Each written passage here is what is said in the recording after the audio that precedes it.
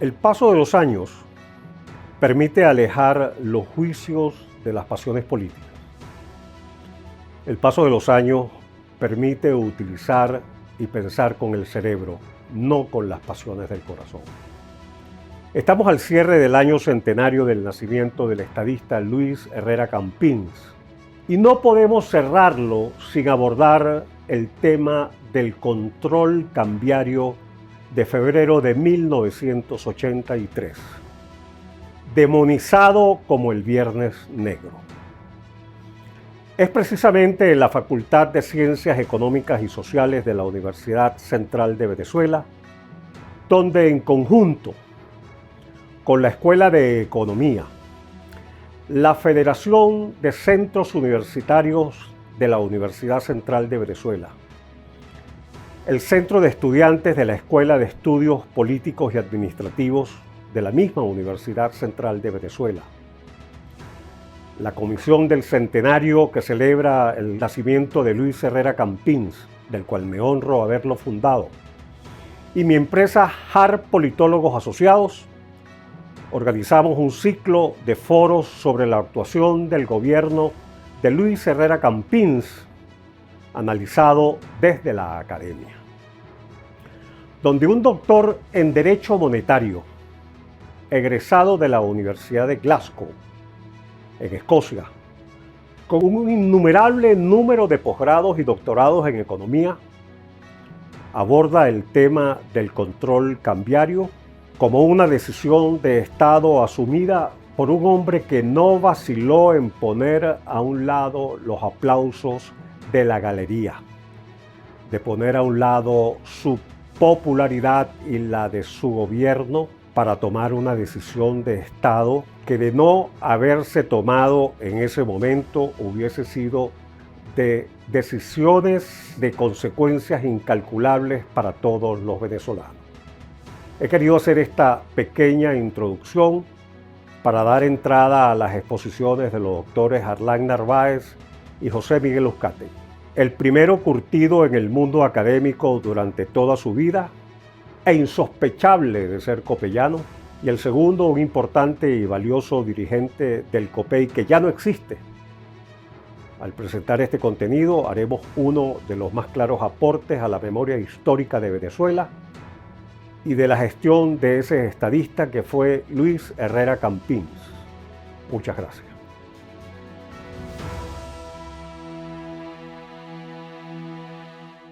Primero que nada, bienvenidos al ciclo de foros Luis Herrera Campins, una mirada desde la academia. La Comisión Nacional para el Centenario del Natalicio de Luis Herrera Campins se complace de extenderles a todos una cálida bienvenida a este pedazo de diálogo. Luis Herrera Campins, una mirada desde la academia. Primero que nada, bienvenido a todos, también a las personas de segundo semestre, del profesor Buitrago, que se quedaron a la charla, a pesar de que les tocaba clase en este salón hasta ahora. Primero que nada, les voy a explicar un poco de lo que va a ser la charla. A lo largo de este encuentro, nuestro propósito para ustedes es adentrarnos en tres ejes fundamentales que definieron la trayectoria de Luis Herrera Campins. Primero, los años de forja, su pensamiento y ascenso como líder dentro de COPEI, moldeando el partido para las masas. Segundo, el camino Miraflores, su elección en 1978, un hito dentro del sistema de bipartidismo que caracterizaba a la Venezuela de esa época. Tercero, el balance de la visión del país, un análisis crítico de su gobierno y el legado perdurable de su apuesta por la institucionalidad nacional. Este proyecto es el fruto de una alianza colaborativa y deseamos expresar nuestro agradecimiento a las instituciones que lo hacen posible. La empresa HAR Políticos Asociados, la Federación de Centros Universitarios, el Centro de Estudiantes de Estudios Políticos y Administrativos, el Centro de Estudiantes de la Escuela de Economía, el Centro de Estudiantes de Comunicación Social. A continuación, voy a dar unas palabras personales. Mi nombre es Gabriel Briceño, estudiante de quinto semestre de Economía, vicepresidente del Centro de Estudiantes de Economía de esta escuela. Y bueno, primero que nada, una bienvenida a todos. Muchas gracias por estar aquí con nosotros. Tenemos unos increíbles invitados que dentro de poco ya los voy a presentar a todos como se debe. Y bueno, la Comisión Nacional para el Centenario del Natalicio de Luis Herrera Campins se complace en extenderles a todos una bienvenida de parte del Centro de Estudiantes de Economía también. Y muchísimas gracias, ¿verdad? Este ciclo se propone explorar el arco vital de una figura clave en nuestra historia, que fue Luis Herrera Campins, desde unas raíces de la democracia cristiana hasta el ejercicio de la primera magistratura, con el fin de reevaluar la contribución y el entramado democrático de Venezuela y su particular concepción del Estado. Voy a empezar presentando al el profesor Arlan Narváez, el cual es, ya, por aquí. El cual me dijo que quería presentarse pues, por sí mismo, presentar sus logros, presentar qué tiene que ver con todo el proceso de Luis Herrera Camping. Y a su primera palabra, pues vamos a empezar con él. Y a lo largo de la charla también les voy a presentar a los otros ponentes importantes que tenemos. Tenemos al profesor Arlan Narváez, PHM en Economía Monetaria, PHM en Desarrollo Latinoamericano, Máster en Planificación Regional y Programa Doctoral, entre otras distintas cosas. Primero va a hablar el profesor Arlan, para después proseguir a presentar también al profesor con la charla. No sé si quieren dar primero unas palabras de presentación antes de que presente completamente a los dos. Mira, la primera de las cosas es darle las gracias a los alumnos de Fernando, ya lo dijo Gabriel. Realmente esto es parte de la materia de ustedes porque lo que vamos a ver es uno de los periodos más controvertidos, más discutidos de la historia económica venezolana. Y hay una serie de juicios parciales que realmente no hacen justicia con lo que realmente pasó en esos años.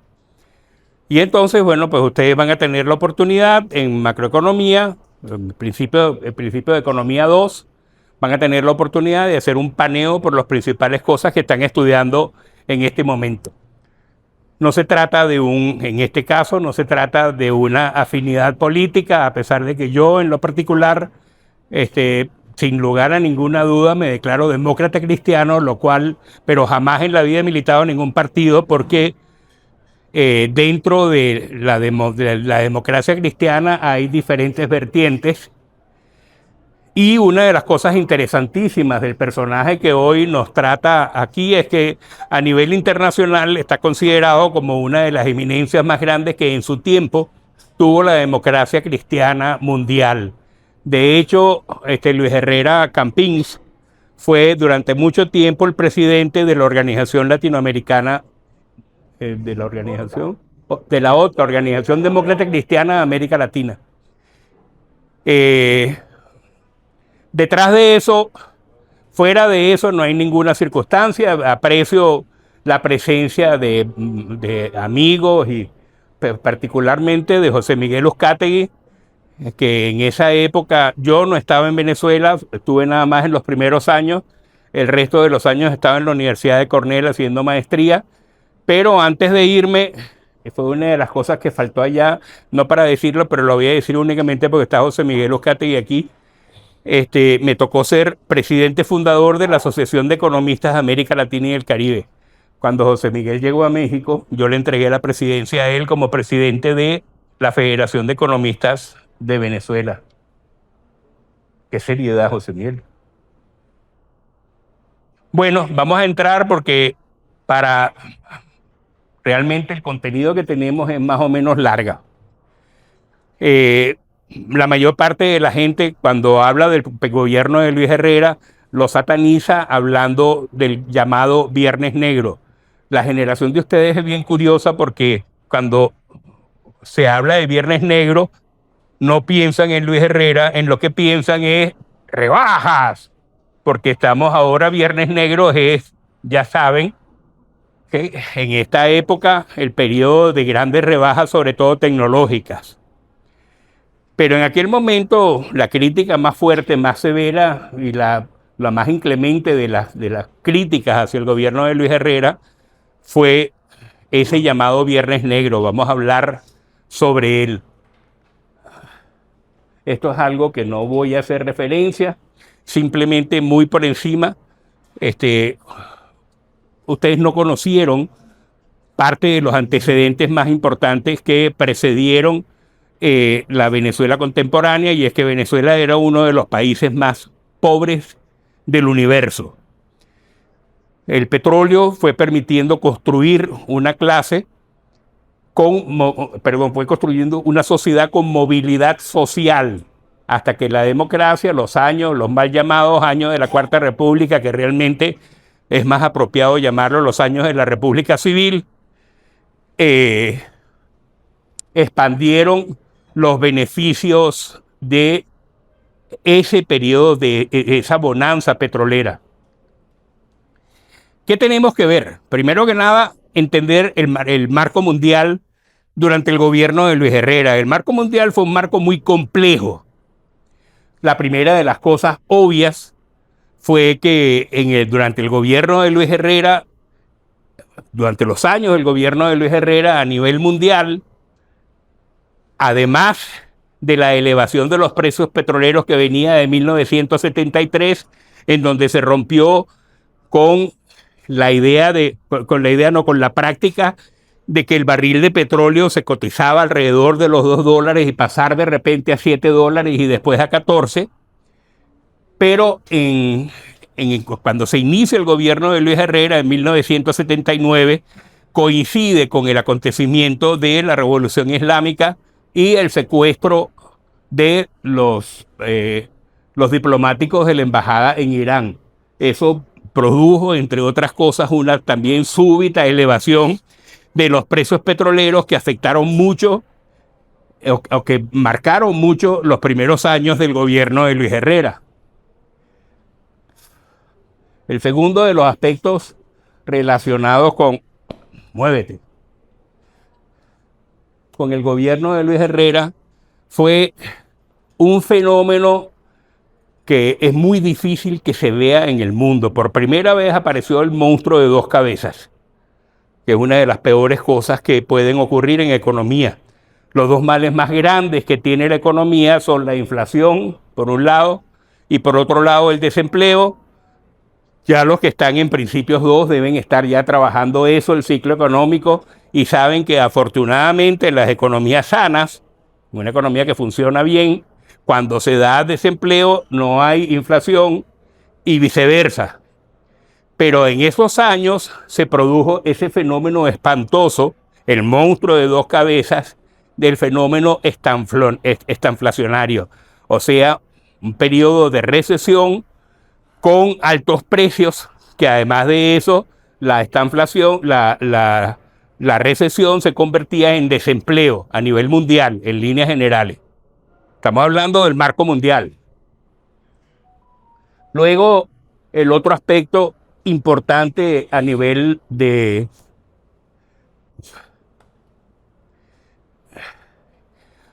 mundial es que fueron los años de una de las juntas más curiosas a nivel político, dos ultraconservadores en aquella época, que fueron Margaret Thatcher en el Reino Unido y Ronald Reagan en los Estados Unidos. Lo de Margaret Thatcher y Ronald Reagan después va a tener una implicación bien importante con Venezuela, por una circunstancia que la menciono más adelante, como fue la Guerra de las Malvinas,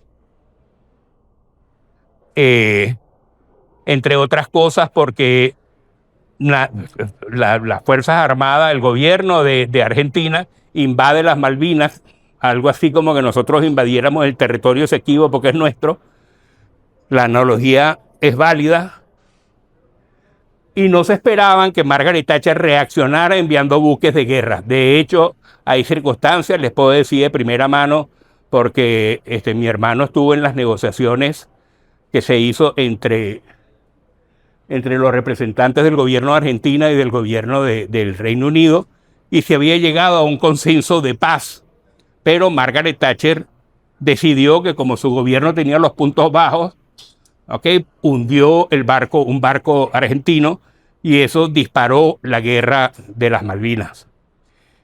Y ocurrió una cosa que también partió el mundo, porque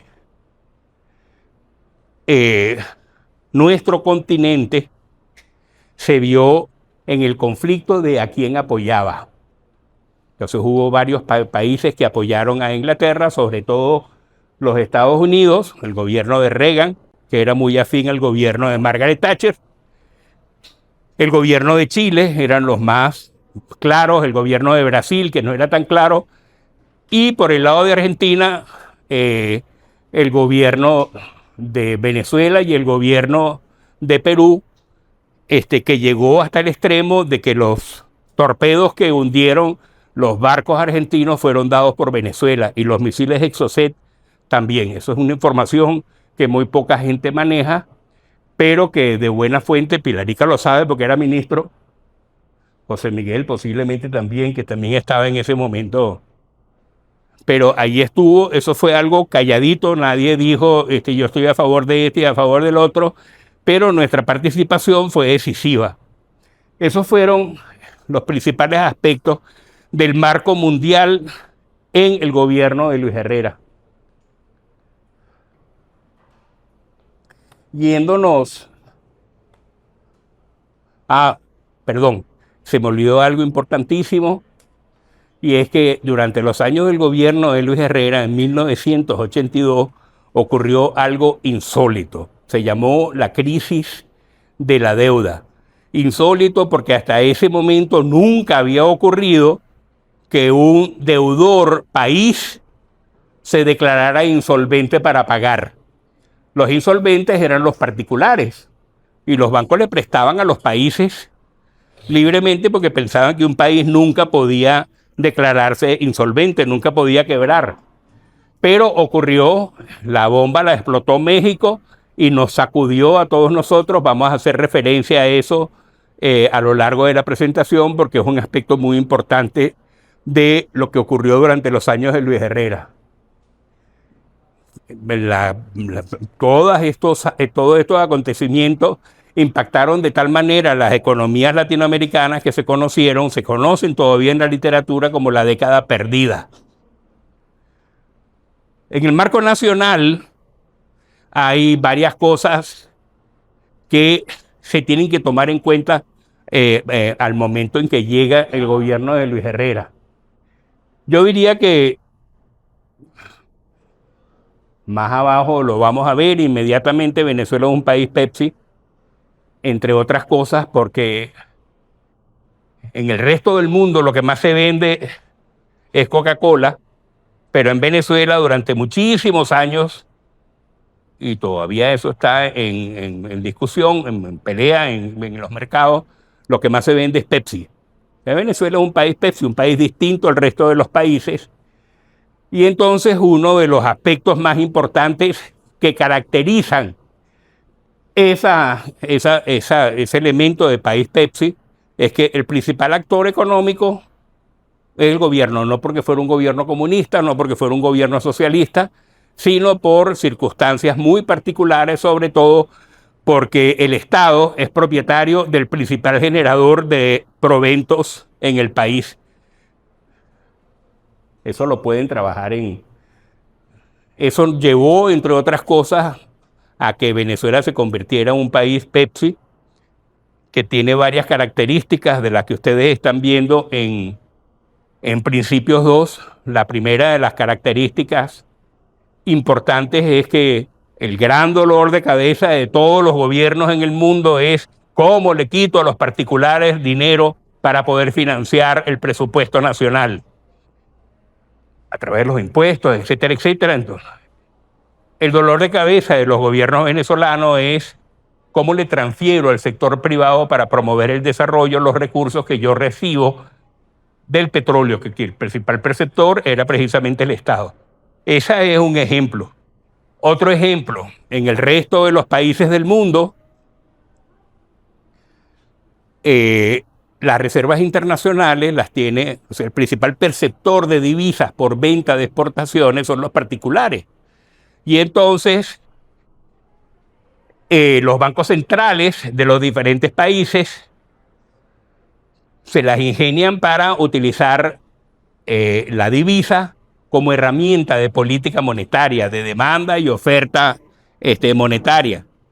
En el caso nuestro es curioso porque el principal perceptor de las divisas es el Estado, y entonces, bueno, pues el Banco Central es quien tiene las divisas, y entonces el Banco Central las transfiere a los particulares a través de las diferentes operaciones de mercado. Esto no es así tan sencillo de ver. Lo van a trabajar con el profesor Buitrago o en sus profesores de macroeconomía, pero la parte importante allí es que el Banco Central en Venezuela funciona al revés, o funcionaba al revés, en ese particular, que el resto de los bancos centrales en el mundo, que no perciben directamente las divisas porque no exportan. Quienes exportan son los particulares. Y la única forma que tienen los bancos centrales para percibir divisas es que los particulares le vendan las divisas a los bancos centrales. Esa particularidad de país Pepsi es muy importante, hay otras más, pero posiblemente estas sean las más importantes, salvo la siguiente, que es, como país Pepsi, por la gran cantidad de recursos que se tenían, al llegar al gobierno de Luis Herrera, que la democracia estaba todavía tratando de surgir, pero ya desde el gobierno de Medina Angarita, del gobierno de López Contreras y Medina Angarita, ya el provento petrolero servía para comprar la paz entre los diferentes sectores. Cuando más se vio fue precisamente en los años de la democracia, porque no había necesidad de que los intereses de los trabajadores, por ejemplo, y los intereses de los empresarios coincidieran, porque el gobierno, como tenía recursos, no estoy hablando de todos los gobiernos que hubo allí, como tenía recursos, pues decía, no sé, ¿tú qué quieres? No, yo quiero tener mayor poder adquisitivo. Toma, te doy un subsidio. Y por el otro lado, los empresarios decían, por ejemplo, ¿y tú qué quieres? Porque yo no le quiero pagar mayores sueldos a ellos, por ejemplo. Y entonces el Estado le decía, bueno, yo te doy facilidades y tal, y le daba préstamos, le daba también subsidios para que producieran. Y en la práctica los diferentes sectores sociales, no lograron desarrollar una capacidad de entenderse entre ellos. Y eso es importantísimo. ¿Por qué? Porque en esa sociedad, en una sociedad como esa, los problemas no los estaban resolviendo los diferentes sectores a través del desarrollo de las habilidades de comunicación y de entendimiento, sino que se imponía, se compraba la paz con el provento petrolero.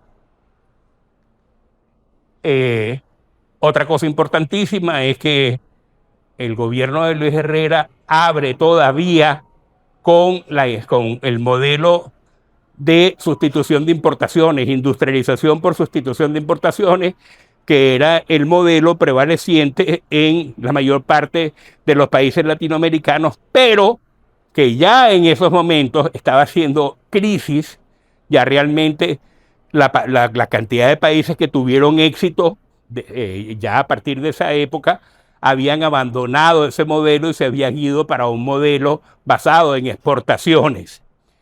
Eso tiene una importancia muy grande porque los principales aspectos del modelo de sustitución de importaciones tienen que ver con lo que decíamos antes, se estaba comprando la paz, porque en el modelo de sustitución de importaciones a los empresarios, para promover el desarrollo, y eso lo sabe muy bien José Miguel y lo sé yo que trabajamos en la Corporación Venezolana de Fomento, se les daban créditos con muchas facilidades, baja tasa de interés, en la mayor parte de los casos, interés real negativo, es decir, interés real por debajo de la tasa de inflación, prácticamente se les estaba regalando el dinero, y además de eso, un tipo de cambio que favorecía la importación de maquinarias, equipos e insumos del exterior. O sea, un tipo de cambio en donde el bolívar estaba sobrevaluado. Esto es importantísimo porque eso es una de las cosas con las que va a reventar el llamado Viernes Negro. Pero las empresas se habían vuelto tan dependientes de ese apoyo del Estado, del modelo de sustitución de importaciones, pues que amenazaban, cualquier movimiento que se hiciera allí amenazaba la paz democrática en el país.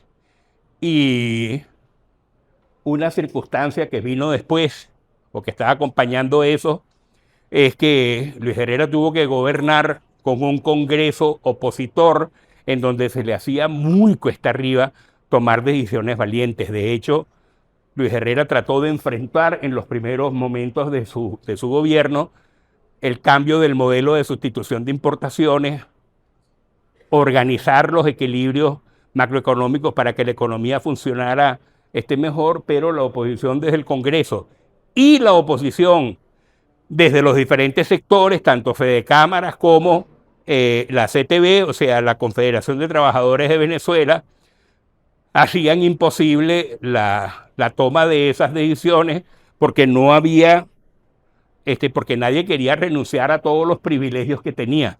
Luis Herrera trató de hacerlo, el gobierno de Luis Herrera, pero lamentablemente tuvo que recoger, entre otras cosas, porque la mejor medida no es la mejor medida es lo que es posible hacer. La mejor medida es lo que es posible hacer. Y entonces, si lo que es posible hacer es un poquito de lo mejor, pues es mejor hacer eso y no dejar de hacer todo porque hay oposición para hacer todo lo mejor. Entonces, esa circunstancia es importantísima, la del Congreso opositor. Con ese marco podemos ir a trabajar rápidamente algunas de las variables del gobierno de Luis Herrera para aterrizar en los dos aspectos más importantes, que son el manejo de la deuda y el manejo del tipo de cambio. Así, muy rápidamente, durante esos años, la primera de las cosas, yo no sé, la mayor parte de ustedes recibieron en primer semestre un artículo que yo escribí que se llama Lochas, en donde la mejor demostración de lo que era la inflación en Venezuela es que cuando yo estaba en preescolar, un Toronto costaba una locha. Cuando terminé primaria, 6 años después, un Toronto seguía costando una locha. Cuando terminé bachillerato, 5 años después, un Toronto seguía costando una locha. Cuando terminé la universidad, un Toronto seguía costando una locha. Es decir, la estabilidad de precios en Venezuela era enorme.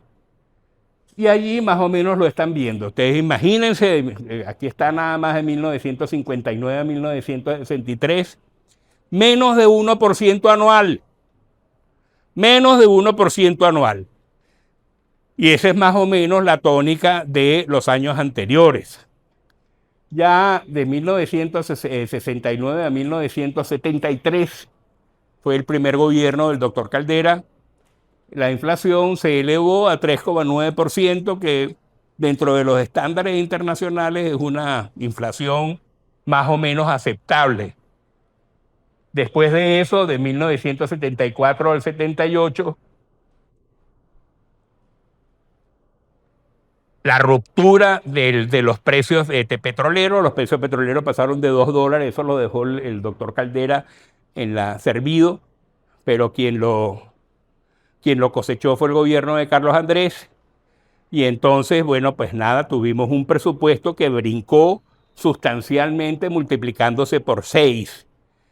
Y eso, pues, por supuesto, o sea, ustedes estudian economía, mayor dinero en la calle es mayor demanda, si se convierte en mayor que la oferta, bueno, pues impulso hacia los precios, y se llegó hasta 11,4%. Ya allí se empezaba a asomar la inflación en Venezuela. Durante el gobierno de Luis Herrera bajó a 10,8%, 10,8%, ¿sí? Y después, en el gobierno de Lucinchi, subió a 24%, y de allí no termino de contarles porque todavía lo están viviendo ustedes. Es más, lo más alto que ustedes están viendo allí, 24% de 1984 a 1988, posiblemente sea la inflación de un mes ahora en Venezuela. Eso es en un año. Nos vamos a desempleo. El desempleo, que es la contracara de la inflación, las dos enfermedades más graves que puede tener una economía. En 1979, o sea, al comienzo del gobierno de Luis Herrera, el desempleo era de 5,8%. 5,8%. O sea, yo no sé Si ustedes tienen una idea de cuánto está el desempleo ahorita, sí, si hacemos un esfuerzo de fe religiosa en que las cifras de empleo que nos están suministrando son ciertas, son muchísimo más elevadas que estas. Al final del periodo, el desempleo llegó a 7,8%. Dicho de otra manera, bueno, se mantuvo en niveles más o menos manejables. Detrás de eso, otra cosa que es importantísima es entender que en 1979, al comienzo del gobierno de Luis Herrera, el empleo formal era del 68%, el empleo informal era de 32%. Trabajen eso, o mejor dicho, ya lo deben estar trabajando. Fernando, ya lo deben estar trabajando, ¿no? Es decir, ¿cuáles son las implicaciones de los empleos formales y los empleos informales? Al final del gobierno de Luis Herrera, en 1983, el empleo formal comenzó a bajar y llegó al 61% y se incrementó el empleo informal al 39%. Elevado, pero dentro del proceso histórico que estuvimos viendo era más o menos aceptable, sobre todo en el contexto latinoamericano. La otra variable importante, por supuesto, el corazón de la economía venezolana es el petróleo. Y allí una de las cosas que hay que ver es el precio del petróleo, por supuesto. En 1979, con la crisis de Irán, el petróleo llegó a $40. En 1983 bajó a 35.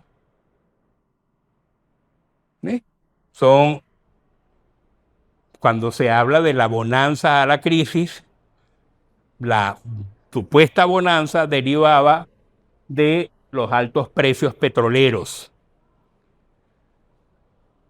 Pero una de las cosas que quiero destacar, más que los precios petroleros, es una política hacia el futuro. Y en 1982, cuando ya se empezaba a sentir que el petróleo liviano venezolano se estaba agotando y se descubrieron no, porque estaban descubiertas hacía muchísimo tiempo, sino comenzaron a aparecer en la palestra pública la faja petrolífera del Orinoco. Yo no sé cuántos de ustedes han visto la faja petrolífera del Orinoco, pero les puedo decir que si ustedes agarran una piedra, el petróleo de la faja es un poquitito más blando que la piedra. Y esas son las reservas más grandes del mundo. Entonces, pero viendo ya eso de que lo nuestro era básicamente crudo pesado y aparte de todo muy contaminado con azufre, el gobierno de Luis Herrera, viéndose adelante, firmó un acuerdo con Beva Oil. Eso lo puede pronunciar el hijo de José Miguel, que vive en Alemania. ¿Okay? La Beva Oil es un complejo refinador en la cuenca del Ruhr, en Alemania. Y entonces el gobierno de Luis Herrera firmó un acuerdo con ellos para pasar a comprar más del 50% de las refinerías, de 4 refinerías de la Beva Oil en la cuenca del Ruhr. Y ustedes se preguntarán, bueno, ¿y para qué? Muy sencillo. Okay, yo tengo la refinería y ¿qué es lo que voy a refinar? ¿Qué es lo que voy a refinar allá? Petróleo venezolano. Okay, entonces tengo la refinería, la especializo en refinar petróleo pesado y entonces tenemos allí un cliente cautivo para asegurar nuestros mercados internacionales. Ese acuerdo fue una cosa extraordinaria de esos años. Entramos en posiblemente a nivel latinoamericano el acontecimiento más impactante durante esos años. El tema de la deuda externa. Y en el tema de la deuda externa, en 1982 explotó lo que se conoció la bomba de la deuda. México, como les dije antes, se declaró insolvente. Dijo, no puedo pagar. Y eso, por supuesto, arrastró como fichas de dominó al resto de los países altamente endeudados. Ya vamos a ver ahorita un breve paneo sobre eso, que es muy significativo. Vean esto. De la deuda de América Latina y el Caribe, Brasil tenía contraído el 36%, México el 28%, Argentina el 13,67% y Venezuela 6,6%. Estos cuatro países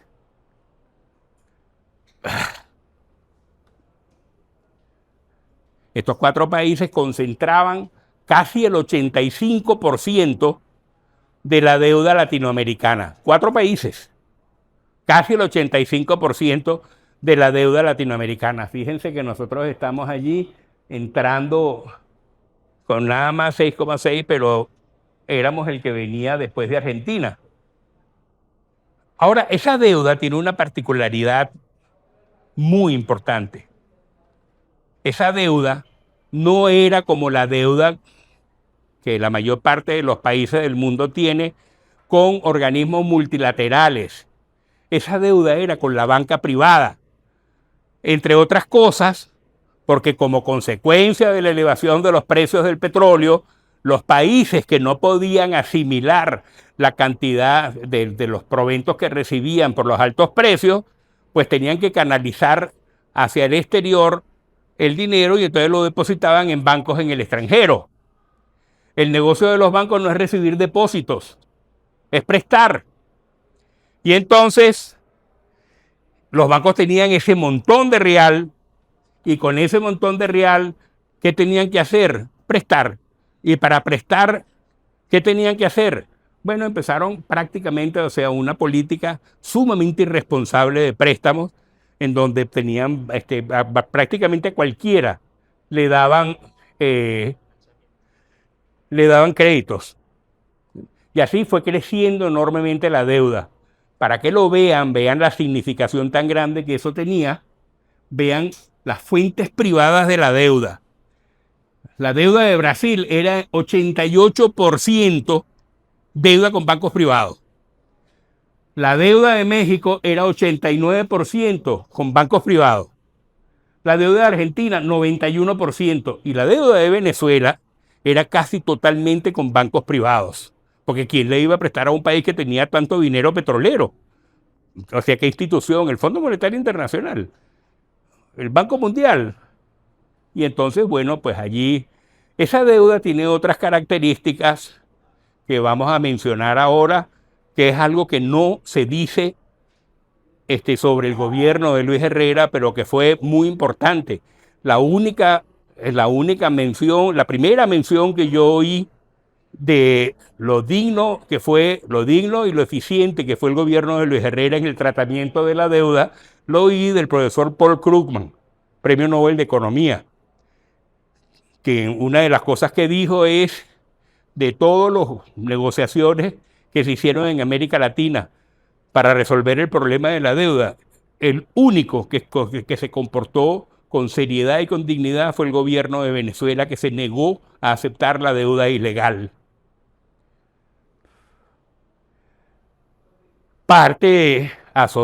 Muy asociado con eso, está lo que la revista Newsweek, el Morgan Stanley, basado en un informe del Morgan Stanley, llamó los secretitos sucios de la deuda. Y es que esos años fueron caracterizados por algo terrible, que fueron los capitales fugados. De México se fugaron 84.000 millones de dólares. El segundo fue Venezuela, 58.000 millones de dólares.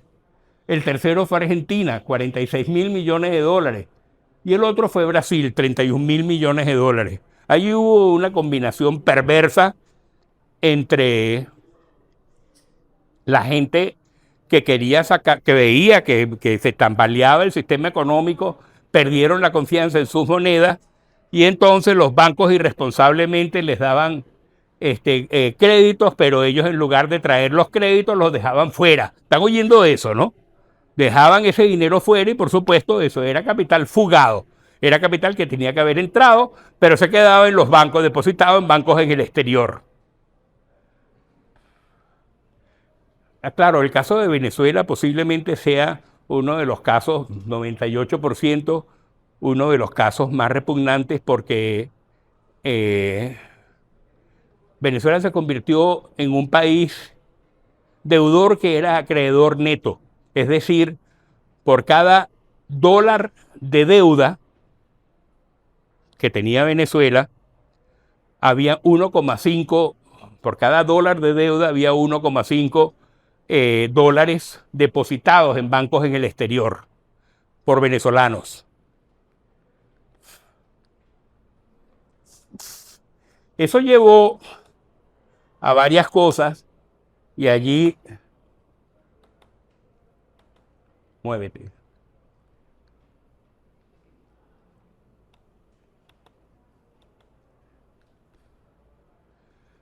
Eso llevó a varias cosas. La primera es un nuevo rol del Fondo Monetario Internacional. El Fondo Monetario Internacional sufrió de los acuerdos de Bretton Woods para tratar de aliviar y resolver problemas de corto plazo en balanza de pagos. Eso era corto plazo, problemas coyunturales en balanza de pagos. Pero, como ustedes vieron antes, como la deuda se contrajo con un montón de bancos particulares, un montón de bancos, era un empacho de bancos particulares, la bomba explotó. Para negociar no había forma de poner de acuerdo a todos los deudores y a todos los acreedores.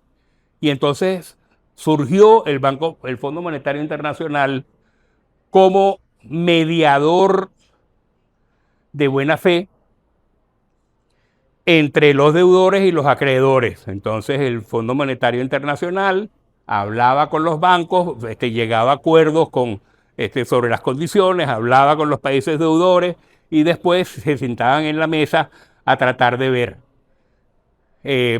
Por supuesto que una de las cosas también que aportó el Fondo Monetario Internacional eran los llamados programas de ajuste, que la gente decía esos programas de ajuste son leoninos porque son programas del imperio, pero no eran ningún programa del imperio ni ningún programa leonino.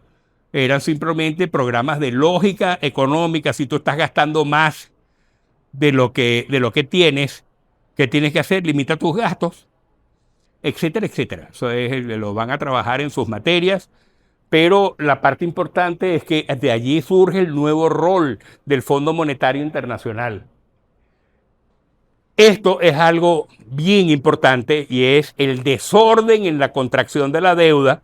En el caso venezolano fue una de las cosas que determinó. A Luis Herrera se le criticó muchísimo porque no llegó a un acuerdo con los bancos, pero no es que no llegó a un acuerdo con los bancos, es que los bancos querían que Luis Herrera pagara toda la deuda contraída irresponsablemente por particulares para fugar capitales, e incluso con entes descentralizados, tanto a nivel central como en los estados, municipios, que contraían deuda ilegal, por supuesto, porque no tenían ningún tipo de control por el Congreso, y entonces Luis Herrera se negó a negociar. Ahí estaba Arturo Sosa, el papá del Papa Negro, quien se negó a aceptar la imposición que querían hacer los bancos acreedores de que o pagas todo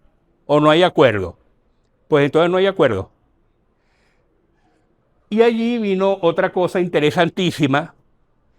Esto lo tengo yo también, lo sé de muy buena fuente. Resulta que el embajador ante la OEA, Víctor Jiménez Landines, es primo hermano de mi papá y tuvimos muchas conversaciones. De hecho, le mandé a José Miguel una entrevista que yo le hice en la Universidad de Cornell, en donde él habla sobre esto. ¿Y qué era ¿Cuál era el rol que estaba jugando Venezuela?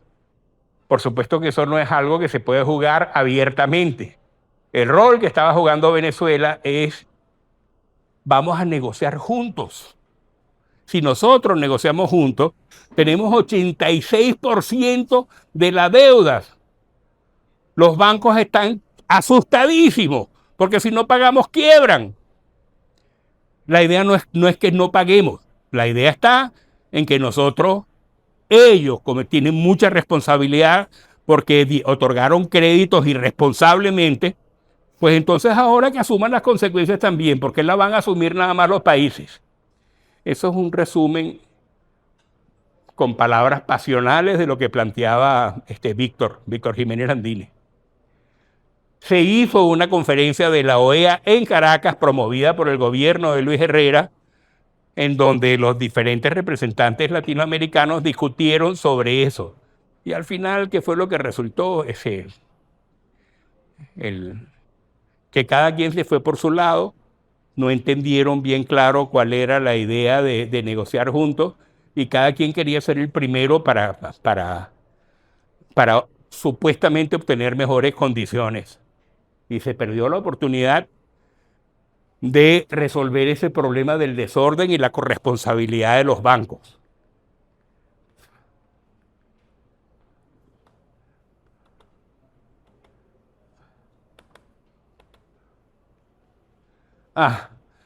Ahí está lo que yo decía.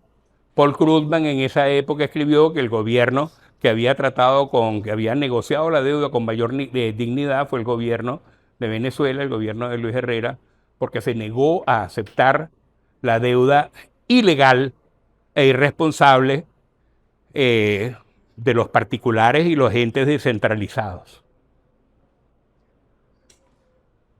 Viernes Negro. O sea,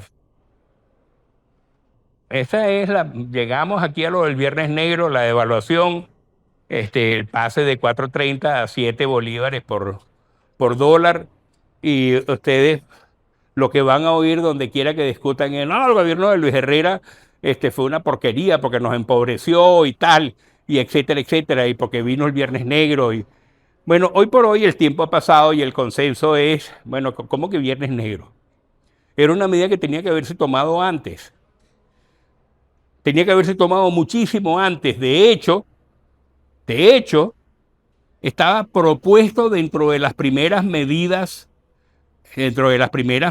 del gobierno de Luis Herrera. Estaba Carlos Rafael Silva de presidente del Banco Central, y se estaba discutiendo sobre eso, pero por supuesto los problemas de gobernabilidad por la debilidad en el Congreso y por el problema con los diferentes sectores sociales que no querían perder privilegios, fue postergando la toma de las medidas. Pero había necesidad de cambiar el modelo. Ya a esas alturas, la sobrevaluación que tenía la moneda nacional en el tipo de cambio era demasiado elevado. Muchos de ustedes, a lo mejor no, pero las personas mayores recordarán que a los venezolanos la sobrevaluación era de tal magnitud que a los venezolanos nos llamaban los indios tabaratos. Porque cuando tú tienes sobrevaluada tu moneda, la divisa, o sea, el dólar, te resulta barata. Y si te resulta barata, todo lo que se denomina en esa moneda es barato. Y entonces los venezolanos salían a viajar, y donde quiera que iba decía: oye, mira qué termo tan bonito, ¿cuánto cuesta esto? $1. $1, está barato, dame 2. Y ese es el origen de la denominación de los indios tabaratos. Entonces era algo que era impostergable,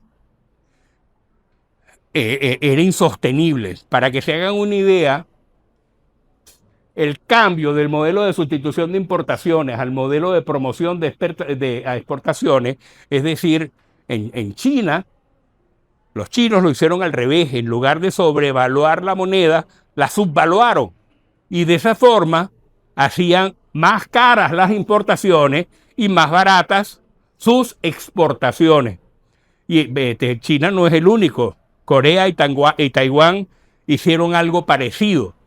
Y era algo que A pesar de que luce muy, muy racional, muy claro de explicar, era muy difícil en aquel momento en donde prácticamente todo el país era parásito de los regalos que daba el Estado con el provento petrolero.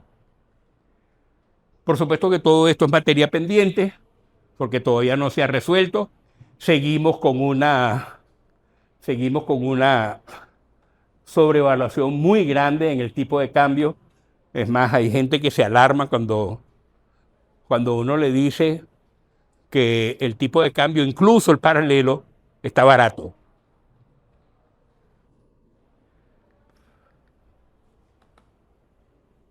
Estamos terminando. A ver, pasa.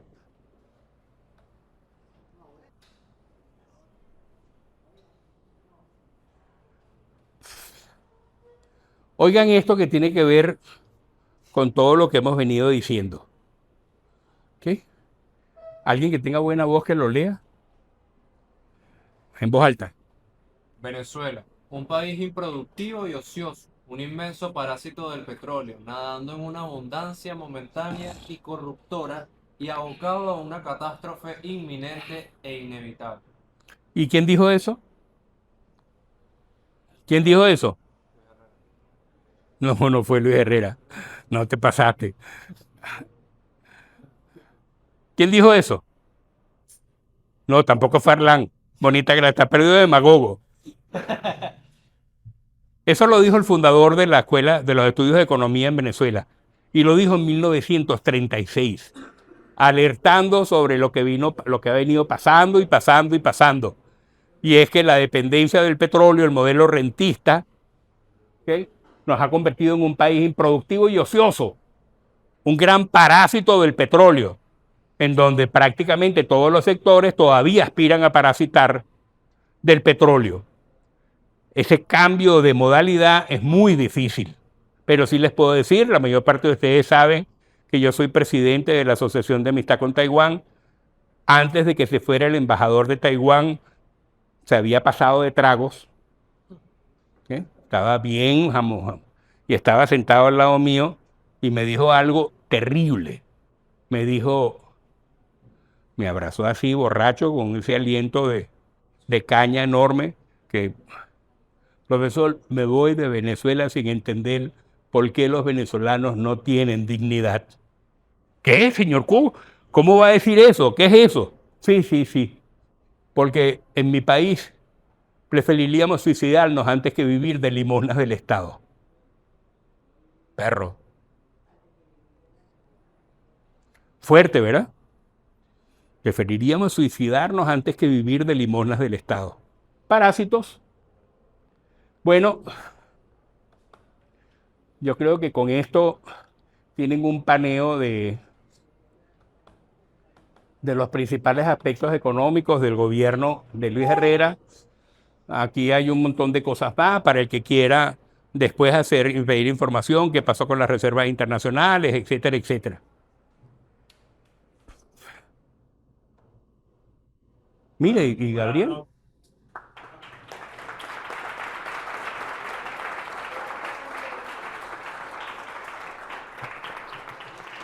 Antes de presentar a nuestro próximo ponente, les quiero recordar que al final de la actividad va a haber un sorteo. Entonces, para los que se queden, muy bien. Nuestro próximo ponente es el profesor José Miguel Uzcategui Lima, economista de la UCB. Economista de la UCB, egresado en 1966, con posgrado en la UCAD en Derecho Financiero, posgrado de Cooperación Económica Internacional en la Complutense de Madrid, diputado en el Congreso Nacional en 3 periodos, ministro de Estado para la Seguridad Social en 1997, director del Banco Central, asesor de la Constituyente en 1999, embajador venezolano en España desde el 98 al 99, profesor en la UCAD, UNIMED y en la Universidad Santa María, y presidente de la Federación de Economistas de Venezuela y en América Latina desde 1981 a 1983. Para que los muchachos salgan.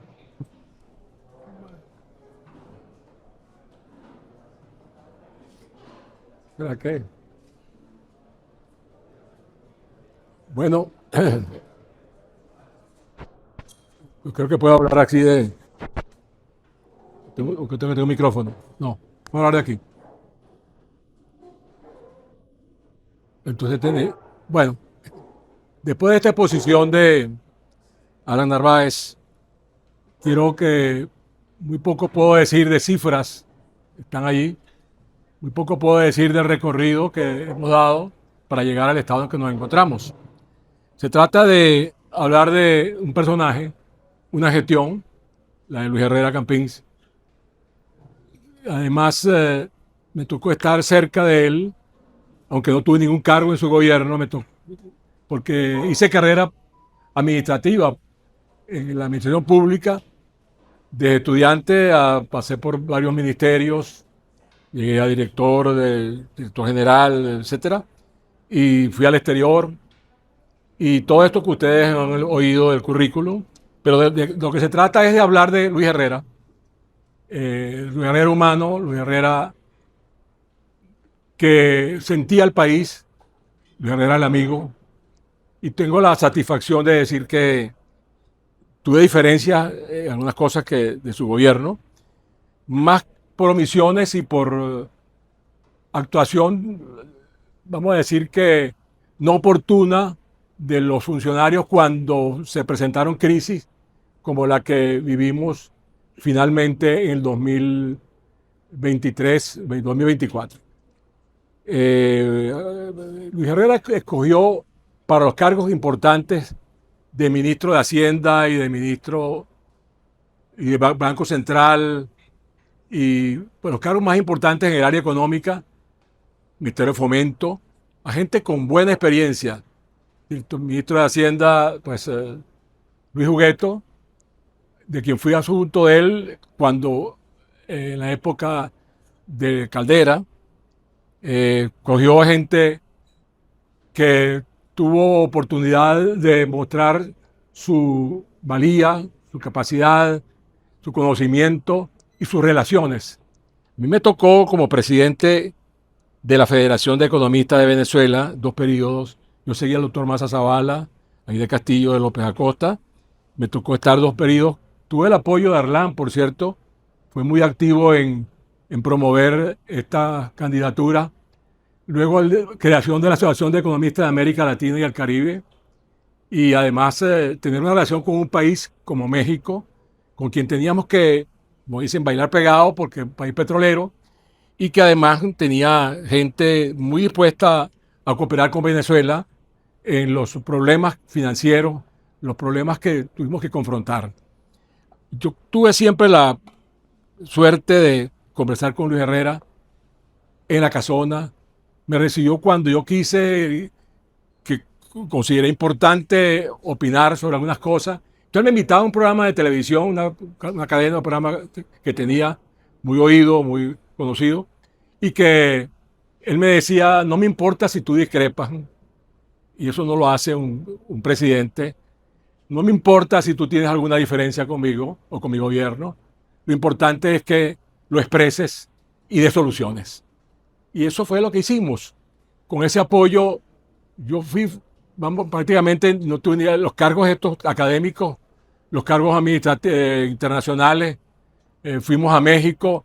Sabíamos que con México teníamos que mantener una relación importante, porque México es un país petrolero, y hicimos amigos como su Puente Leiva, que después fue 2 veces embajador de México en Venezuela, con el que fue luego Miguel de la Madrid Hurtado, que fue director general de Crédito Público de México y que luego fue presidente de México. Con él tuve la suerte de estar en su toma de posesión y allí pues pudimos conversar sobre los problemas, cómo llegaron al tema de la crisis del tequila, que eso es importante saberlo porque, como decía Arlán, lo que sucedía en México en términos de la deuda mexicana y de la crisis del petróleo también nos afectaba a nosotros. Por eso quería dejar, vamos a decir, constancia en esta en esta reunión, de la entereza moral, la calidad humana, dejar que un presidente que invita a alguien, aunque yo soy demócrata cristiano, lo he sido, y además de eso, en las oportunidades en que tenía alguna diferencia, se las hice al presidente Caldera y se las hice al presidente Herrera, y oyeron, no siempre se dieron las circunstancias para que hicieran los ajustes que eran menester a realizar, pero lo hacíamos, oía, y eso es muy importante, que pudiera uno ir a la casona, conversar con él, decirle, Luis, presidente, es necesario que hagamos esto o aquello. Bueno, de la borrachera del periodo, esto está bien descrito, bien analizado por el colega Héctor Valecillo, el propio Arlán ha escrito sobre el tema, sobre el problema de la borrachera de la economía y el hecho de que el chantaje que hacía el partido de oposición, porque en el bipartidismo era más difícil negociar, se negaba eso, se negaba, Acción Democrática se negaba a darle apoyo a la gestión que pudiera eventualmente realizarse, que ajustara o que corrigiera errores de CAP, errores de Lucinchi, etc. Bueno, tuvimos la oportunidad de discutir esto y en forma pública me permitió que lo hiciera. Yo tuve el cuidado de respetar primero respetar pues, la condición del presidente que llama a un programa de televisión regular que tenía y oír alguna crítica, porque no eran críticas que negaran la importancia del esfuerzo que hacían, sino que además era una expresión de amplitud, de hidalguía, de conciencia de que la verdad no la tenemos siempre nosotros, que hay verdades que hay que buscarlas en otros conocimientos, en otros aportes, en otras iniciativas que él trató de hacer y que no pudo lograrlo. Bien, creo que es importante decir que a nosotros nos tocó algunas diferencias con México, algunas diferencias dentro del gobierno de Luis Herrera en materia petrolera.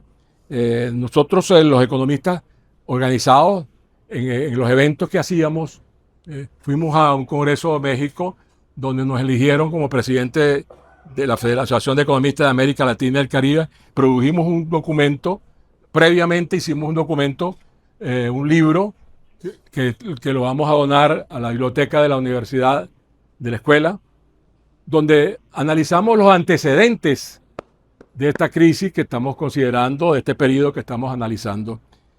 Problemas de desarrollo de América Latina y el Caribe, la Asociación de Economistas de América Latina y el Caribe. Esta fue nuestra obra, escrito con trabajo, con monografías, con trabajo de economistas muy, muy calificados de América Latina. Ricardo French David. En esto tuvimos el apoyo del doctor Maza Zavala, que fue mi maestro, y que realmente yo fui asistente de él en dinámica económica, porque yo di en esta universidad, di en estudios políticos, en estudios internacionales, economía, bueno, derecho. Pues muchos de los que luego han gobernado fueron mis alumnos, Germán Escarrá, etcétera, y otros más que tuvieron oportunidad de oírnos y discutir con nosotros lo que podíamos haber hecho y no hicimos y por qué teníamos que corregir las políticas económicas que evitaran que la inflación nos arropara y que el endeudamiento nos diera como consecuencia el final del Viernes Negro. En ese año, precisamente, tuvimos diferencias en el movimiento demócrata cristiano y en el gobierno. Unos pensaban que había que devaluar, otros control de cambio, pero vivimos la borrachera de los 70 con el crecimiento de los precios del petróleo. No estuvo acompañado con ajustes que eran importantes hacer. Por eso yo en un artículo, en una declaración que di hace poco, a un periodista, a un amigo, sobre el tema de por qué llegamos a esto y cómo corregir esto que tenemos. Por eso quisiera que pudiéramos aprovechar este grupo para que, aunque se han ido algunos, por supuesto es hora de almorzar, etcétera, y seguramente estarán interesados en salir ya. Pero alguna pregunta, un intercambio, me gustaría oír inquietudes y yo poder dar mi opinión, de manera que pudiéramos aclarar algunas cosas, por qué llegamos bien, por qué no devaluamos, por qué no, por qué establecimos un control de cambio que dio lugar a que hubiera un cambio. A Luis Herrera lo sucedió Lucinchi, y las políticas que se aplicaron fueron en detrimento del crecimiento del país y de los cambios estructurales que había que hacer. Entonces quisiera pues que si pudiéramos tener la oportunidad de cambiar la dinámica, porque el tiempo es muy breve, quisiera pues que más bien lo utilizáramos para hacer un intercambio de opiniones, sus inquietudes, cuáles son las opiniones que ustedes tienen, cuáles son las inquietudes que tienen, y yo en la medida de mis posibilidades pueda aclarar. Cierto, he estado en el Banco Central de director, he hecho muchas cosas, he estado embajador en México, en España, fui ministro consejero en Ginebra, he hecho muchas cosas. Actualmente pues ejerzo la profesión como comisario de un banco, y pues he sido profesor de muchas universidades, de varias universidades, pero sigo vivo y sigo activo y sobre todo pensando y recordando lo que en mí influyó la personalidad, el corazón, el espíritu, la naturaleza humana de Luis Herrera Campins. Yo quería pues dejarlo en estos términos para interactuar con ustedes. A ver, comprendo el hecho de que el gobierno de Luis Herrera tenía un Congreso en contra, lo que le impedía realizar las reformas que eran necesarias a nivel macroeconómico.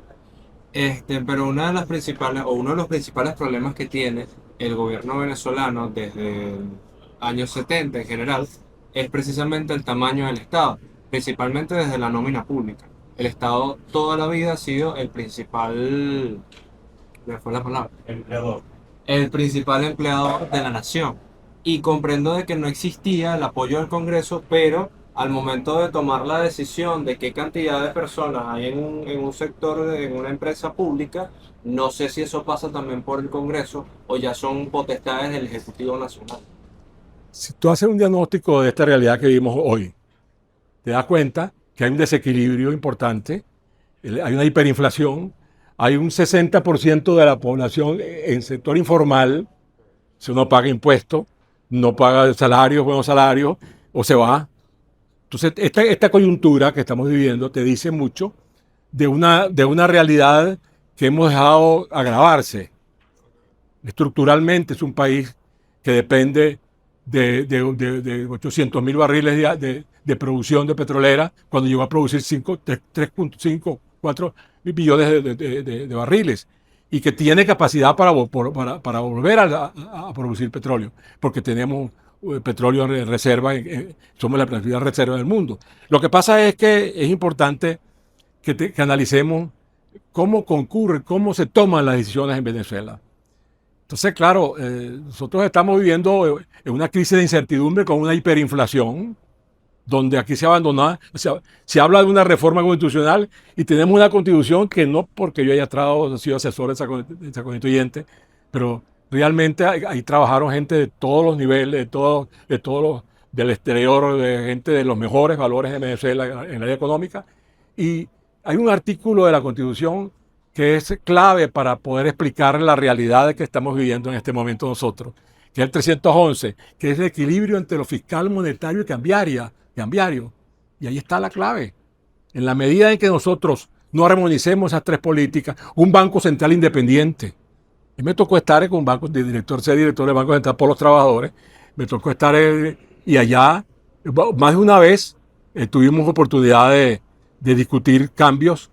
Tuvimos la suerte de tener a Massa Zavala, por ejemplo, que fue director del banco y nos ayudó en determinada época, y además con gente de altísimo nivel, Malaya Mata, Héctor Silva Michelena, muchas personas que ustedes habrán oído nombrar, pero como jóvenes quizás no tuvieron la oportunidad de tocarlo, oírlo, y sobre todo acompañarlos, asistirlos en las cátedras, y eso lo hicimos acá en la universidad, y tuvimos hacíamos foros y discutíamos y discrepábamos, no tenemos por qué coincidir en todo, y en materia económica pues, pero no se trata de hacer una nueva Biblia, no se trata de inventar, y esto de discusión acerca de derechas, izquierdas, esta discusión de oposición versus gobierno, hay que superarla, porque la economía de mercado es una economía que ha dado resultados en los países donde opera, hasta los chinos, con toda su figura económica, su figura política. Ellos responden a un lineamiento político, pero es una economía de mercado, están en todo el mundo, están y comercializan, eso indica que es posible con unas herramientas que nos dan la economía de mercado. Por eso yo suscribo en la economía social de mercado, porque el Estado tiene un rol que no debe competir con el sector privado. El sector privado debe competir entre sí. El Estado es un coadyuvador, es un cooperador, es un facilitador para la acción del Estado y para que la economía se amplíe. Para superar estas dificultades que estamos viviendo, es necesario que revisemos. Claro, hay una incertidumbre política que está actualmente condicionando los cambios, pero que es importante tener claro el diagnóstico para que el pronóstico y las proposiciones que hagamos sean acertadas. Quisiera oír otra opinión, otra crítica. Perdón, completar la pregunta de él, porque el Estado se convierte en el principal empleador en términos cuantitativos por diferentes razones, pero una de las razones es básicamente clientelar. Ok, tú no puedes tener un montón de gente desempleada que no consigue empleo por la razón que sea, sino que de alguna manera los puedes tener allí, aparte de que esos son votos. Y es uno de los problemas de la democracia. Uno de los problemas de la democracia es que para tú llegar al poder tienes que tener políticas que te garanticen votos. Teodoro Petkov, en el gobierno de Caldera 2, en el gobierno de Caldera 2, ofreció reducir el tamaño del Estado porque era una nómina improductiva. Te lo voy a decir de alguna manera como con un chiste que yo hacía en esa época y todavía, ahora con más razón. En la India un venezolano va y ve que hay un flautista con una cesta allí y el flautista va tocando y de repente empieza a salir una serpiente. Él lo ve y se asusta y dice, ¡una cobra! Y el fakir que está tocando le dice, sí, no se preocupe, pero no hace nada. Ah, cobra y no hace nada. Debe ser un empleado público venezolano. Entonces, no hace nada, pero vota. Y aparte de todo, tú no lo puedes echar a la calle. Lo que dijo Teodoro cuando vieron que no pudo resolver el problema fue, mira, el problema está en que no es lo mismo pedir un vaso de agua desde la oposición que tener que darlo desde el gobierno. Eso fue la frase de Teodoro. Esas son medidas impopulares, sumamente impopulares. ¿Quién le pone el cascabel al gato? Ya lo vamos a ver, no lo sé. O sea, ¿cuál es la opción? Si no están allí trabajando con el Estado, dime tú cuál es la opción. Es más, déjame decírtelo de otra manera. Tú tienes mucho real, ¿eh? Y tienes un hijo que es un tarambana. Un hijo que es un tarambana, que no hace nada, es inútil.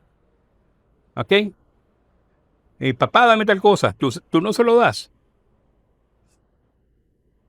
Y no hace nada. ¿Tú qué haces? Es tu hijo. Es tu hijo. ¿No puedes qué? ¿Sabes cuál es el problema? El único problema está en que tú no eres papá. Cuando seas papá o mamá lo vas a entender.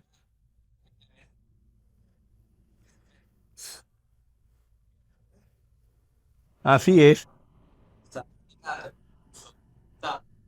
Pero esa es más o menos la filosofía de por qué el empleo público está tan engrosado. Pero viene más o menos por allí. ¿Ok?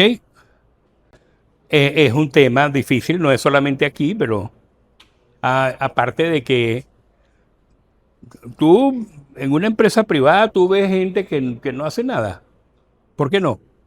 Porque la empresa privada lo que importa es precisamente que su productividad sea ¿Tú no fuiste? Ya va un segundo. ¿Tú no fuiste alumno mío? Pero ese es el concepto básico, productividad. Es que en el Estado no sucede eso. En el Estado lo que importa, la función del Estado en Venezuela es emplear gente para que no estén en la calle, no que esa gente sea productiva, ¿no? Lo dijiste tú, yo no lo dije. Pero, Ok. pero he visto en otros países que sí se ha aplicado esa figura de que las personas que no se encuentran con un empleo, por lo menos en el Estado, quizás no les facilita un trabajo con todos los gastos y todo eso, pero sí les facilita micropréstamos, por ejemplo, para hacer las pequeñas y medianas empresas. Ok. Eso está muy bueno porque estás haciendo algo que muy poca gente hace, que es ofrecer alternativas de solución. Ahora lo único que te falta es a quién se las vas a proponer y quién las va a poner en práctica. Entonces, cortando. No, no, está muy bien, es que esa es la idea. Alberto. Alberto. Alberto estudia ingeniería, por cierto. ¿Por qué la cultura del conformismo se sigue capitalizando en las sociedades? Como por ejemplo, ¿por qué la cultura del conformismo se sigue perpetuando en la sociedad venezolana? La otra es No, pero puede repetir, es que no, realmente no ir a la segunda Que parte. ¿por qué la estructura del conformismo se sigue manifestando en la economía? porque antes habían hecho paralelismo. Entonces te había dicho que Alberto, ¿a qué hora te levantas tú los domingos? ¿Ah? Sí, pero ¿como a qué hora, más o menos? O sea, si tú no tienes actividad, ¿a qué hora te levantas? ¿Te levantas tempranito en la madrugada a trabajar, a producir? ¿O cada vez que puedes te conformas con quedarte descansando? Por ahí tienes parte de la respuesta. Ok, es más o menos natural en el ser humano la comodidad, el conformismo. Los cambios generan retos.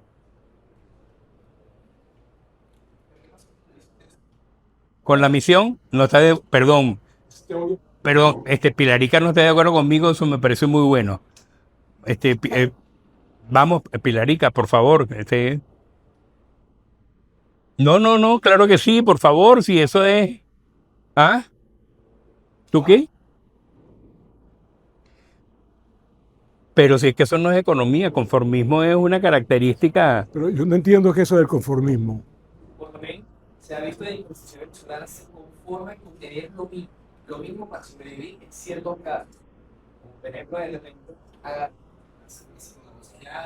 música así, que vayan poco a poco dando un nivel de vida, digamos que ellos no quieren llegar a más. Pero ¿qué parte de la sociedad, perdón, qué parte de la sociedad se comporta así? Hay inconformidad y se expresa cómo. Los políticos, los partidos, los empresarios, el gobierno. Dime qué actores son conformes. Habla de los actores. Ok. La sociedad venezolana tiene ciertos sectores en la YouTube, las cuales se conforman con los mínimos. Estas personas que se conforman con los mínimos, quiere decir sus soluciones, pongamos de que empiezan a pagar para vivir. Por ejemplo, no están haciendo nada, no estamos hablando de lista, por ejemplo, de mercado de trabajo, que debería hacer un por mí. Ok, pero fíjate, oye, lo que te voy a decir. En este momento hay, ¿sabes cuánto gana un profesor jubilado aquí en la universidad? ¿Cuántos años le dedica? Yo soy profesor desde el año 66, 59 años, en 4 universidades. Yo no recibo $100 de jubilación. No sé. Y toda mi vida se la di a la docencia. Entonces, yo no estoy conforme con eso. Estoy activo, estoy aquí, tirando opinión a los jóvenes, haciéndole ver el interés que tenemos de que ustedes se sacudan y sacudan a los que no son jóvenes, a los que toman decisiones, a la hora de votar, a la hora de opinar. No quedarse estático esperando que venga el Mesías. No viene el Mesías. Vamos a hacerlo nosotros. Entonces, busquemos. Y el problema de la incertidumbre que estamos viviendo ha paralizado al país, ha paralizado el país. Eso de que se concentre en la era petrolera, por ejemplo, donde somos poderosos, teóricamente, pero tenemos un endeudamiento extraordinario, tenemos unas políticas equivocadas, erradas, que fueron denunciadas en su momento, que se expresaron en votos o en negar votos, una abstención, muchas maneras se han expresado. Pero esta generación de jóvenes no pueden ser inconformes, no pueden ser conformistas, no pueden ser conformistas, tienen que ser inconformes, porque ustedes no tienen futuro si aquí no hay cambios en esta coyuntura que estamos viviendo. No tienen futuro. Y ese futuro se expresa preparándose, analizando los problemas, oyendo a los que tienen soluciones. Y no hay soluciones en la ideología, en los partidos políticos. Hoy día la militancia política es un negocio, no es una condición, no es una convicción como la que tuvimos los que hicimos actividad política y nos negamos a retirarnos. Tengo mis hijos afuera, se fueron, yo no los pude parar, pero yo estoy aquí, sin propiedades, no tengo por qué describir mi patrimonio, mi balance. Sin carro, sin casa, viviendo de honorarios profesionales que podía estar afuera haciendo alguna cosa en alguna universidad, pero no, estoy aquí. ¿Por qué?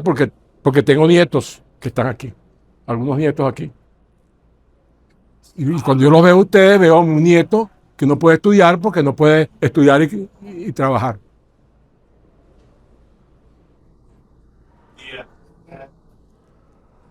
Yo tengo una pregunta referente también, como dice el profesor Alan, quién le pone el cascabel al gato, y es porque el Banco Nacional presenta que hay una inflación diaria de 1.15% en cuanto al incremento del bolívar. Y hace un año el bolívar costaba 44.7 bolívares. El cambio del dólar, perdón, un dólar costaba 44.7 bolívares. Entonces se presentó un 417% de incremento anual y quería saber quién es el representante que afronta este tipo de inflación y si presenta algún tipo de... ¿Quién es el que afronta este tipo de situaciones de incremento constante y si da respuesta a eso? Por ejemplo, porque creo que como sociedad venezolana nos hemos acostumbrado al incremento del bolívar en cuanto al cambio del dólar y solamente decimos no, va a crecer más, entonces intentamos sobrevivir en el mercado cambiario.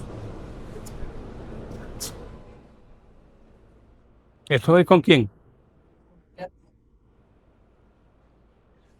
Pero no entendí bien claro que...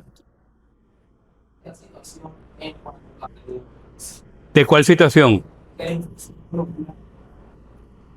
Sí, bueno, mira, ahí lo dijimos, lo asomamos allí, lo tienen que estar estudiando ahorita. Tú estás en principios 2 también, ¿no? Las dos principales enfermedades de una economía son la inflación y el desempleo.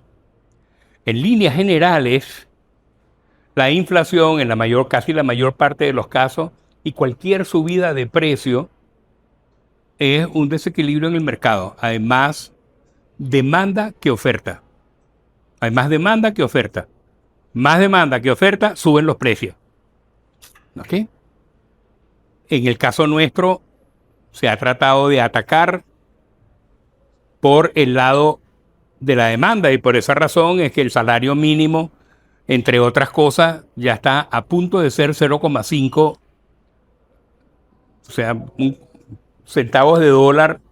Estamos cerquitica de llegar a eso al mes, cuando Naciones Unidas establece que el límite de pobreza de pobreza extrema, es un salario mínimo por debajo de $1.95 diarios. Nosotros estamos llegando a 0,5 al mes. ¿Quién paga la inflación? Los asalariados, las personas que no pueden defenderse.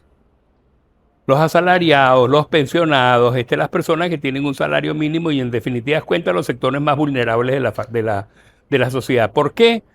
Bueno, eso es harina de otro costal, pero en líneas generales, mientras te están recortando eso, por el otro lado te están repartiendo bonos, están haciendo un montón de cosas que no se convierten en producción, es decir, no se convierten en oferta, sino que tú estás creando demanda sin crear oferta. ¿Cuál es la mejor política antiinflacionaria que hay? Promueve la oferta, promueve el surgimiento de empresas productivas. Productivas, lo dijo, ¿cómo que tú te llamas? ¿Ah? Lo dijo Richard. La productividad es el elemento clave en una economía. Entonces tú promueves empresas productivas, empresas eficientes, promueve todas las que pueda el país, hagas que la oferta sea mayor que la demanda y los precios van a tender a ir bajando.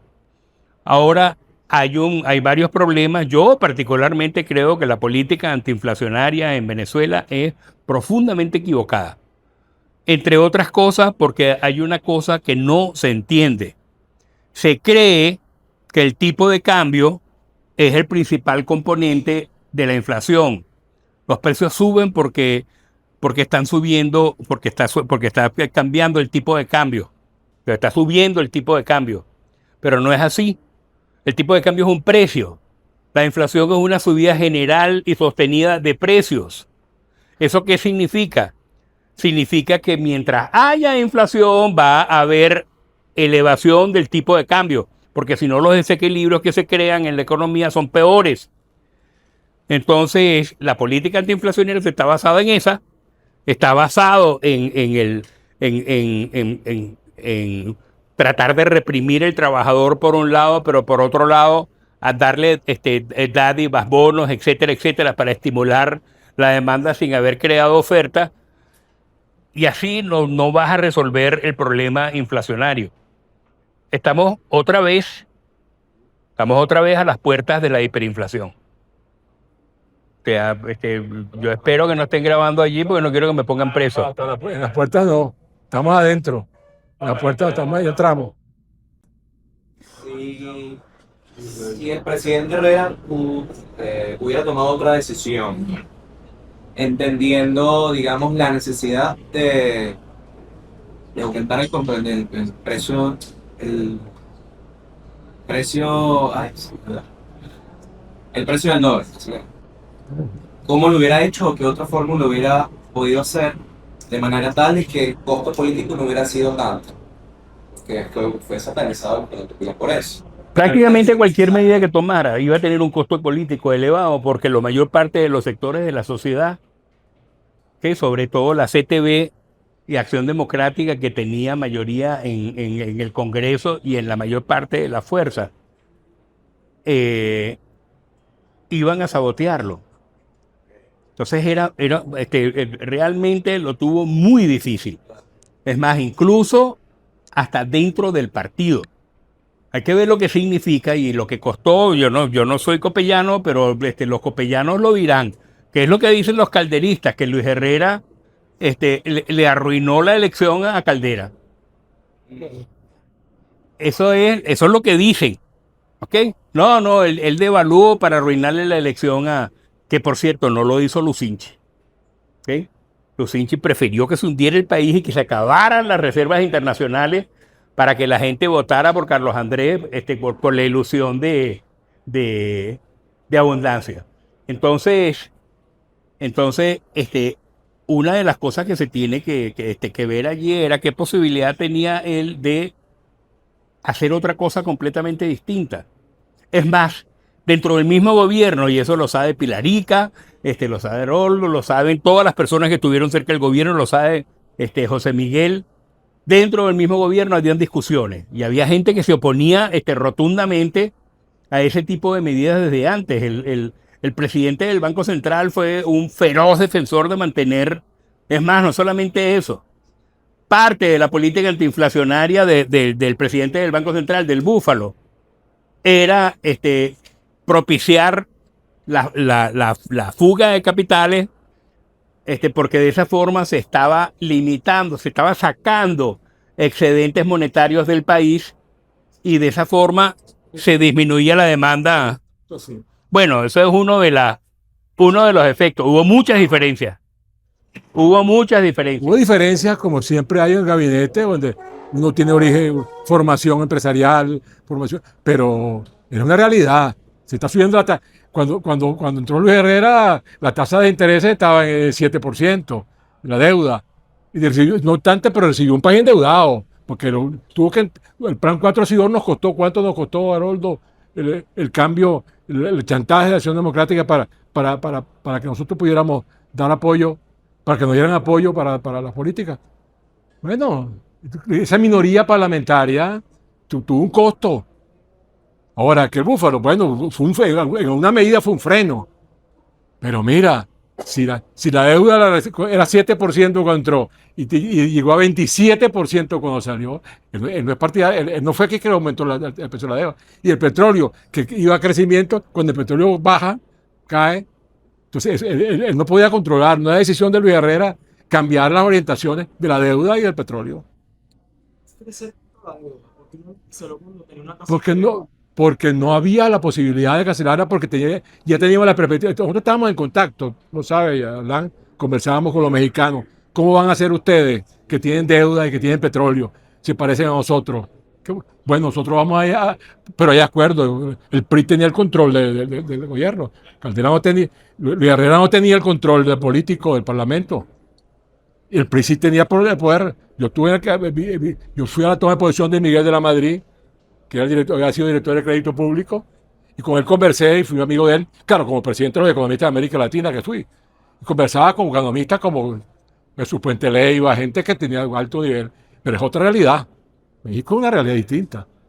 En México era el PRI que decidía y ahí no tenía nadie, ni el PRD, ni nadie más. Aquí no teníamos esa posibilidad. Contracorriente tuvimos que actuar. Claro que había diferencia, viva la diferencia. Porque no fue un ministro que haga lo que le da la gana, había contrapeso. Claro, los contrapesos cuando eran muy radicales producían estancamiento y diferimiento de decisiones, no hay duda. Pero eso no lo podemos cambiar. Eso es una enseñanza para ustedes, para nosotros. Porque primero hay que pensar en el país, después en el partido y menos en el bolsillo de uno. Y ahí está la cosa.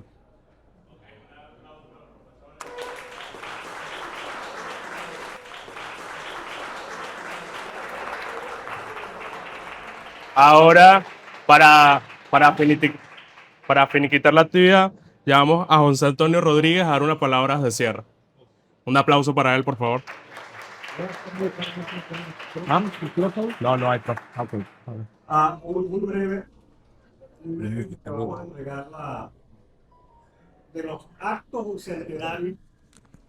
Y eso lo digo como miembro de la Comisión del Centenario de Luis Herrera y como presidente de la compañía HAR Politólogos Asociados, que ha sido organizador de la mayoría de los eventos en homenaje al presidente Luis Herrera Campins, que en la Facultad de Economía de la Universidad Central de Venezuela, con un profesor que de la manera objetiva como lo ha hecho hoy, explique el famoso Viernes Negro, pasado todos los años que han pasado, es uno de los mayores homenajes a Luis Herrera, porque es poder analizar a la luz de la academia lo que en aquel momento el fragor de la política no permitía ver.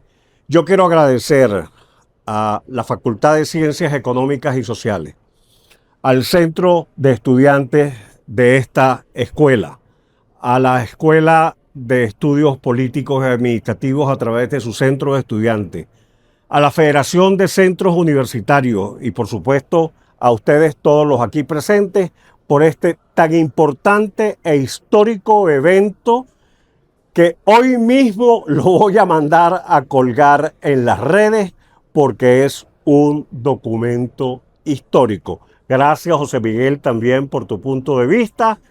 Yo particularmente, como sé que lo estás Pilarica y todos los que estamos aquí en este año centenario que ha sido espectacular y está pronto a cerrarse, estamos muy, pero muy felices.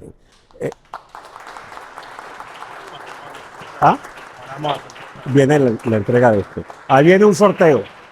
Bueno, muchachos, ya para cerrar, quisiéramos extender nuestra más sincera gratitud a cada uno de los ponentes que tuvimos el día de hoy, cuyo aporte ha sido invaluable. A ustedes, el público, por su compromiso y diálogo activo. a la Comisión Centenaria, a Hard Politics Asociados, por querer respaldar este proyecto desde los inicios. Espacios como este no solo nos permiten honrar y reflexionar sobre nuestra historia económica y política, sino también entender los crecimientos de la democracia venezolana y proyectar un futuro de participación y conciencia colectiva. En nombre de todo el equipo organizador, les deseamos una feliz tarde y los animamos a seguir formando parte de este ciclo de foros que busca con cada encuentro construir puentes de conocimiento y esperanza. Muchas gracias.